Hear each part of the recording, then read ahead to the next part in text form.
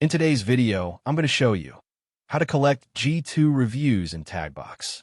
First, log into your Taggbox dashboard and open Content Gallery. From the left sidebar, click on Review Hub. Now, if you're looking for a direct G2 integration, you won't find one inside Taggbox. So instead, Taggbox uses a custom review collection form as a workaround. On the left side, you can customize the form by changing the title, subtitle, language, logo, and background color.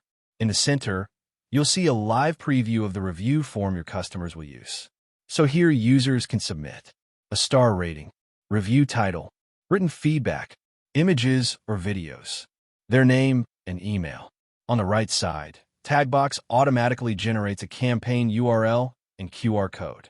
Simply copy this link and share it with your customers through email, LinkedIn, Twitter, or your website. If someone already posted a review on G2, you can ask them to submit the same feedback using this Taggbox review form, so you can display it inside your widget. Once reviews are submitted, they'll appear inside your Taggbox review content area where you can manage and publish them on your website. After everything is ready, click Create Feed and then Publish to make your reviews live. And that's it.